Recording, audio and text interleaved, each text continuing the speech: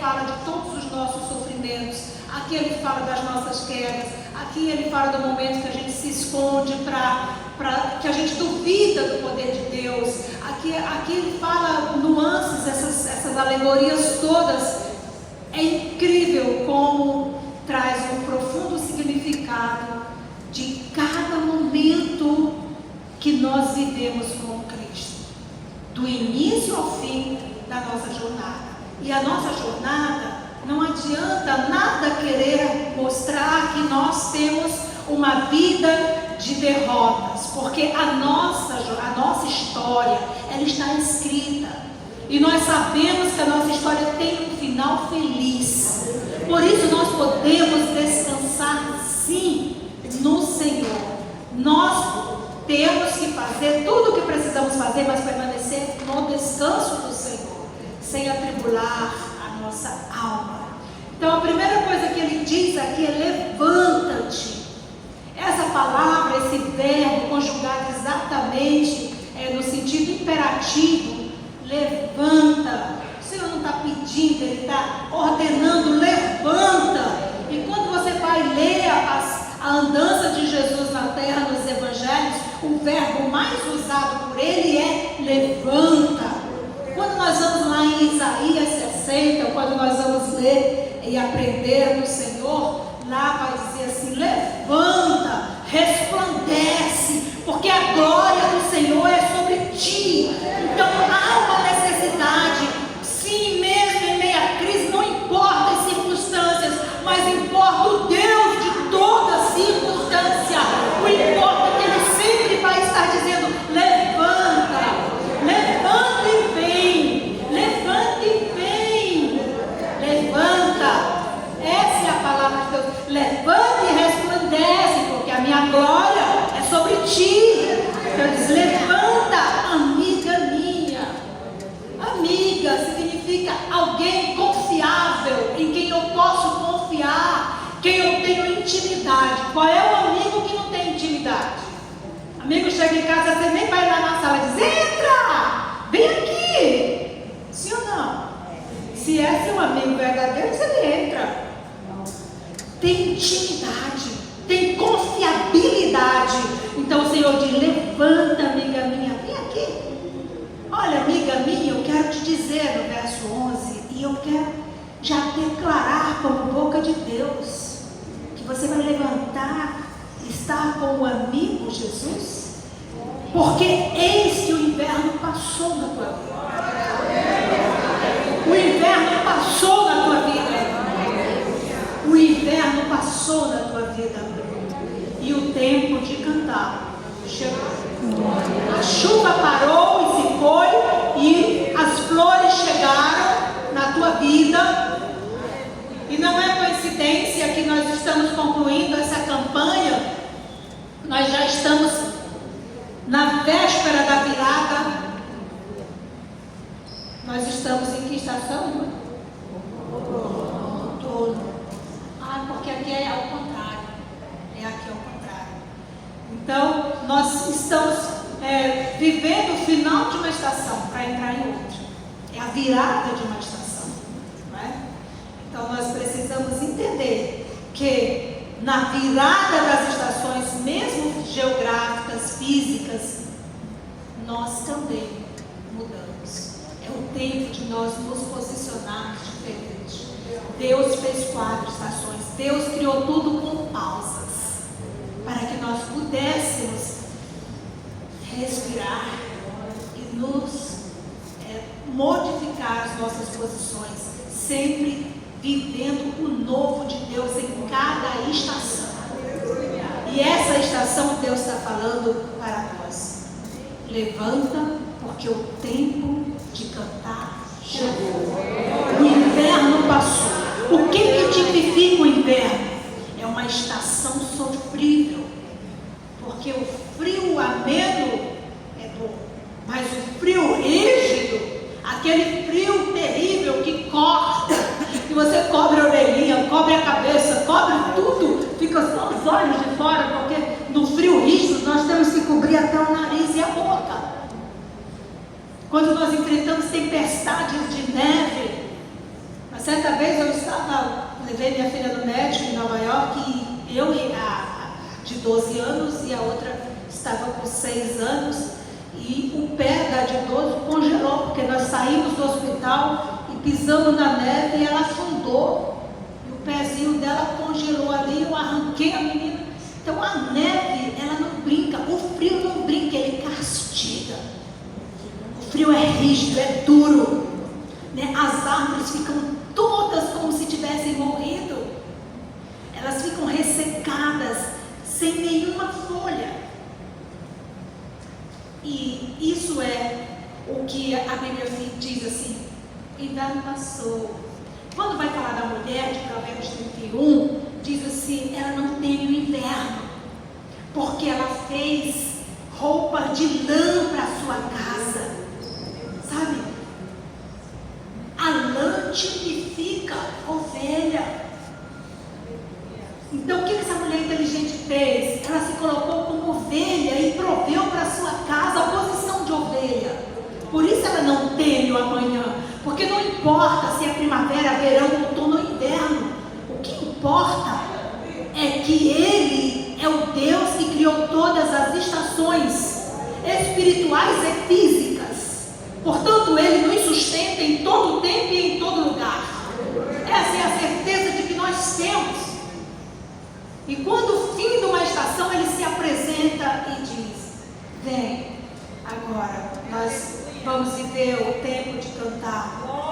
E Ele alerta, né? Ele diz assim: olha os sinais, porque tem os sinais. Os pássaros cantam, você ouve o canto dos pássaros.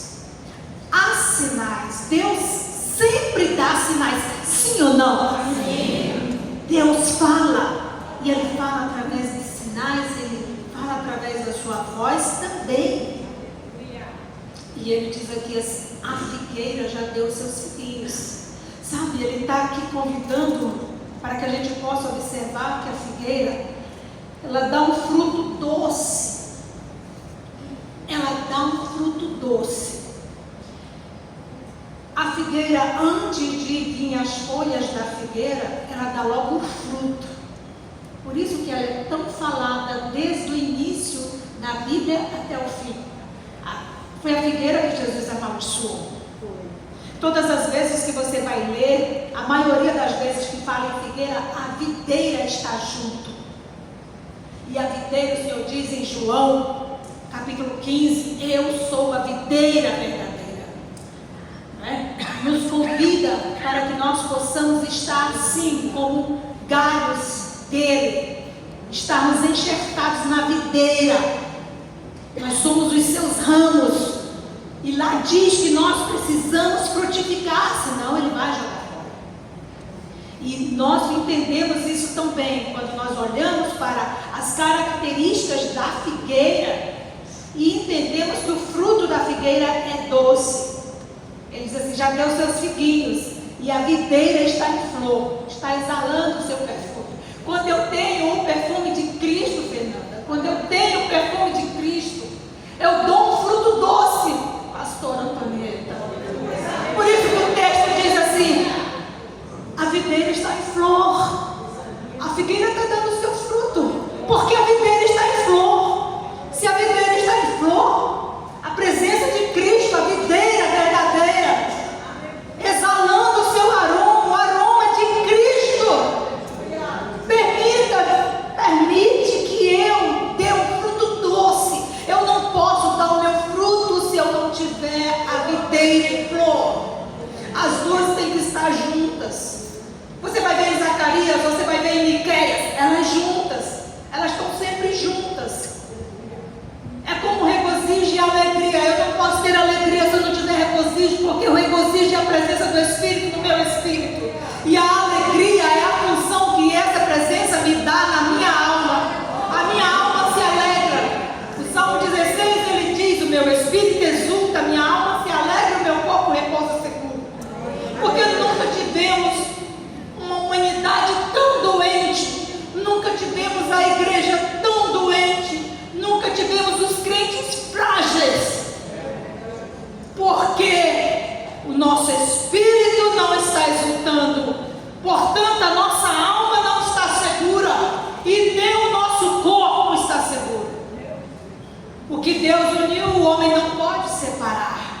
Deus uniu a nossa tricotomia, espírito, alma e corpo. Eu não posso ser um espírito na igreja, uma alma abandonada no mundo e um corpo desprovido de toda e qualquer segurança, porque a nossa segurança está no nosso espírito, cheio do Espírito de Deus. Não tem como eu abrigar a minha alma e dizer: seja segura, seja forte, mas o meu espírito está desplugado, a minha figueira não está ligada na videira, a videira não está em flor, e eu não posso desfrutar dessa segurança. Por isso que o Senhor nos convida a viver. Perceba que na aliança velha, Davi foi um grande guerreiro, foi chamado homem segundo o coração de Deus, porque ele tinha um coração extremamente quebrantado.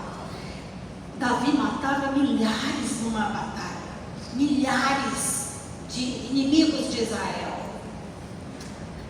Cristo virou e nos trouxe uma nova aliança, a maior disrupção que a humanidade já viveu. O que é disrupção, pastor? É uma palavra feia, significa mudança de comportamento universal, uma nova plataforma para a humanidade viver. E esta nova plataforma é a graça de Cristo. E através da graça de Cristo, eu sou convidado a ser um guerreiro como Davi. Porém, eu não vou matar as pessoas, os inimigos exteriores, mas os inimigos, a força de um guerreiro na nova aliança é destruir os inimigos interiores. São esses inimigos interiores que estão aqui no verso de número 15, que diz: apanhai-me as raposas, as raposinhas que fazem mal às vinhas, porque as nossas vinhas estão em flor. Eu estou pronta para florir, eu estou pronta, estou florada, estou pronta para dar fruto. E aí chega a raposinha, que é o medo, é a frustração, é a afronta, é a vergonha, é a humilhação. São os problemas externos que vêm até nós como envio de Satanás, como Paulo diz, que Satanás, ele sentiu a afronta como se fosse um esbofeteamento de Satanás no seu rosto para lhe afrontar. E nós passamos por isso todos os dias. Não é um privilégio de classe A, de classe C, de D, de E. Não, todos. Pedro diz na sua epístola que todos passam por situações conflitantes. E não tenha dúvida que a maior afronta que Satanás tenta contra nós é ferir as nossas emoções, é ferir, é te levar para o cativeiro da falta de perdão, principalmente dos pais, principalmente da família de origem. E aqui é muito claro quando no verso de número 13, 14, que vem antes de apanhar as raposinhas, quando o Senhor diz assim: cuidado com o que pode roubar a tua frutificação, cuidado no momento da flora. Ele diz cuidado porque ele diz assim no 14: pomba minha. Quem é pomba? A pomba não tem olhar periférico, ela só olha aqui, ó. A pomba não faz assim, a pomba não se distrai, ela só olha para frente. Se ela tiver que olhar para cá, ela vai fazer assim. O olhar dela é fixo no alvo. A pomba não acasala novamente quando ela perde seu companheiro, ela é fiel até a morte. A pomba não pensa e a pomba não produz um comportamento dele: ah, morreu, vou casar de novo. Não, a pomba é fiel até a morte. O Senhor diz que nós somos pomba pela fidelidade da pomba. E aí ele diz: pomba minha, que anda pelas fendas das penhas. A fenda da rocha é Cristo, e eu preciso estar o tempo todo na fenda da rocha, ocultando-me na fenda da rocha, estando atrás nas fendas me ocultando na pessoa de Jesus. Não existe outra condição. É esse o convite, pomba minha, que anda na fenda da rocha. A rocha que foi fendida na cruz. A rocha que derramou o seu sangue na cruz.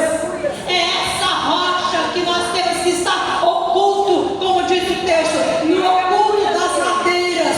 Porque sempre temos uma ladeira e temos um monte íngreme a subir. O que a palavra diz? Quem habitará no alto e sublime lugar do Senhor. É o alto e sublime lugar onde o Senhor está. E nós estamos caminhando nesta ladeira. E neste momento que a nossa caminhada cristã é sim íngreme, mas o Senhor está conosco. O Senhor vai nos dando do seu espírito de força, do seu espírito de fortaleza, para que nós possamos chegar ao santo lugar do Senhor. E Ele diz assim, no oculto da ladeira: mostra-me a tua face, faze-me ouvir a tua voz, porque a tua voz é doce e a tua face é prazerosa. Quando nós mostramos a nossa face para o Senhor, significa mostrar as nossas emoções, porque a nossa face, ela exprime as nossas emoções, sim ou não? Sim. Igreja, pelo nosso rosto, todos sabem se nós estamos bem ou não. Não há maquiagem, irmãos. Tem dia que eu passo maquiagem, irmão, tem dia que eu passo maquiagem, eu digo, meu Deus, mas será que não vai dar jeito de esconder? Não.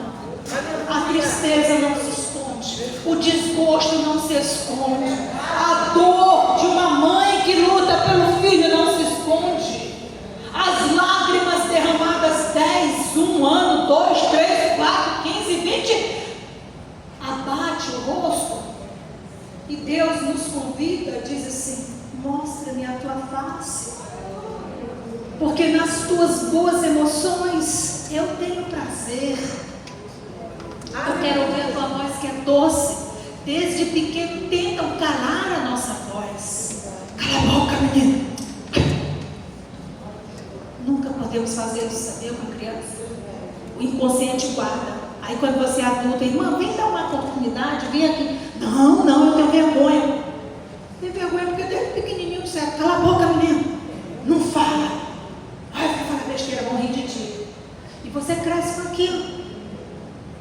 E Deus fala: a tua voz é doce, a tua voz é suave. Glória a Deus. Eu tenho prazer em ouvir a tua voz. Ele aqui no início de Cantares, ainda estamos no capítulo 2, ele já fala que a face dela é suave e que a sua voz é doce. E quando ele encerra Cantares, ele vai dizer assim: ei, fala, amada minha. Os teus companheiros precisam ouvir a tua voz. E eu também quero ouvir a tua voz. Aleluia. Como Deus se agrada da tua voz, irmão. Glória a Deus. Sua voz é doce, é cheia da presença de Deus. Glória a Deus. Que você possa usar mais a sua voz. Amém. Que a sua voz possa ser ampliada mais. Glória a Deus. Que haja mais alcance da tua voz. Amém. Então nós precisamos entender, Tiago 5,17, ele diz assim: para curar tem que falar. Lá fala que a nossa fala traz, lá não fala que a fala traz o perdão dos pecados, porque o perdão dos pecados, quando o quebrantamento nasce no coração, Deus já perdoou. Aleluia. Mas na hora que a minha voz sai dizendo para a pastora, para a sua pastora, para a sua líder, para seu discipulador, a pessoa que você tem como referência de lhe ouvir, não pode ser qualquer pessoa, e muito menos a pessoa talvez até que esteja numa peleja contra você ou você contra ela. Você tem que levar alguém que tenha condições de acolher a sua fala, para que você seja curada. Por quê? Porque você precisa frutificar. E se você não falar, se você reter, a sua frutificação fica retida. E muito mais do que isso, raízes de amargura vão crescer comunicação.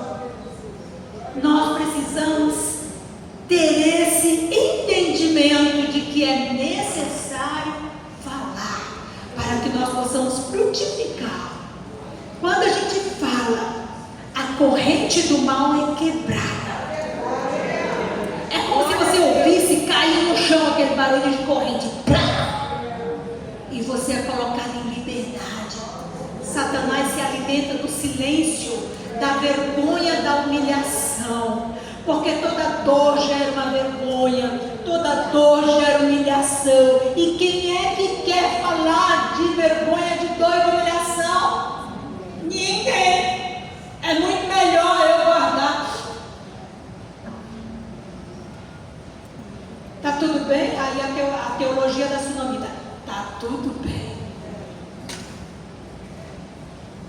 Nós precisamos falar.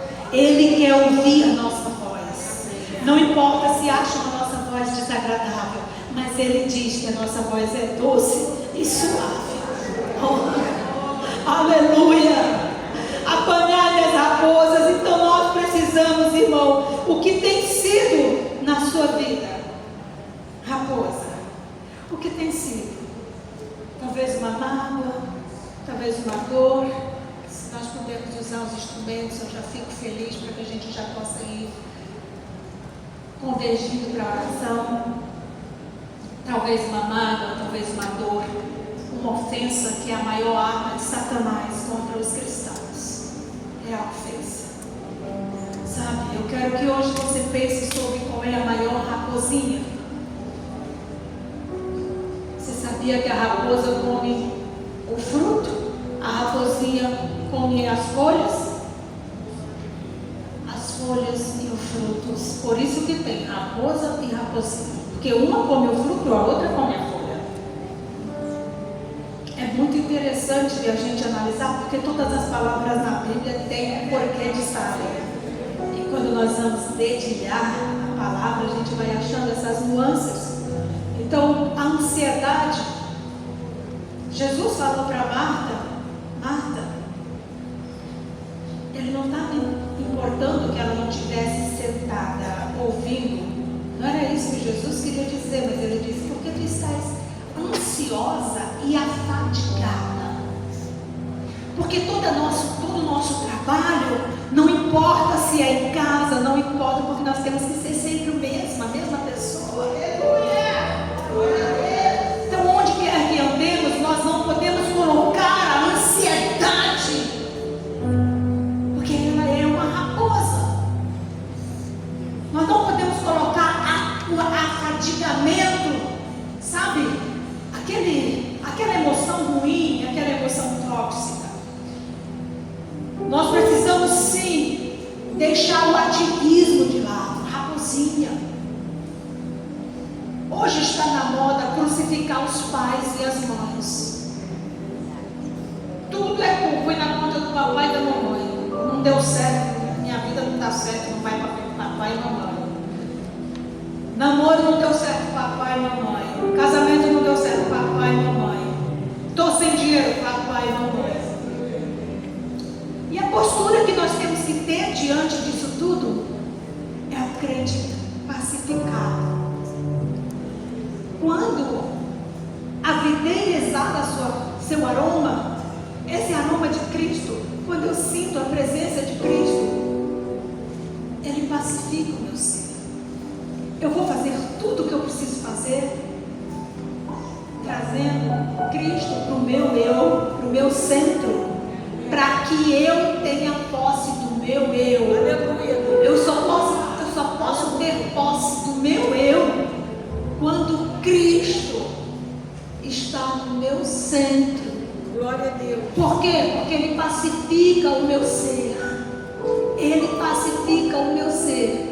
E eu tenho graça para administrar todas as ofensas externas, todas as vozes externas. A voz de Satanás que está em 2 Apocalipse 12, 10, ele está diante do trono de Deus, acusando os irmãos 24 horas.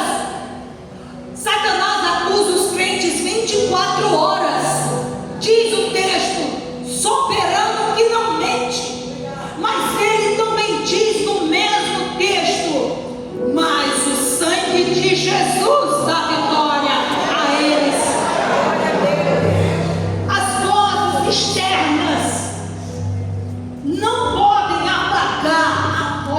interna, que é a voz eterna, que fala no seu interior, no seu espírito, e te coloca com um espírito de força e de fortaleza.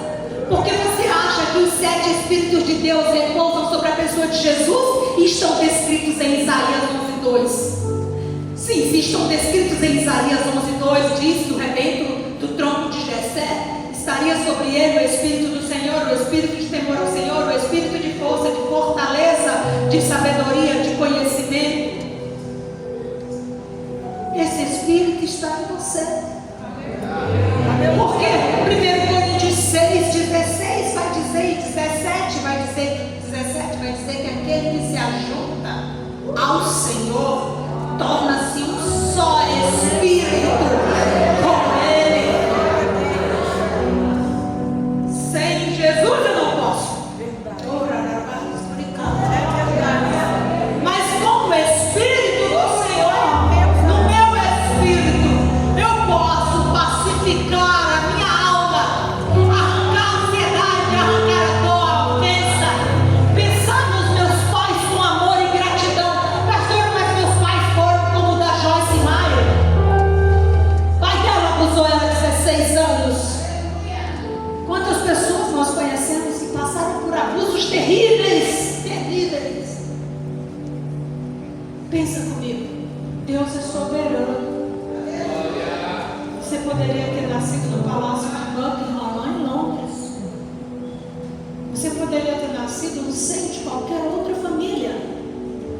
Mas então, se Deus permitiu, não pela sua livre e espontânea vontade, mas pela sua permissão, se Ele permitiu,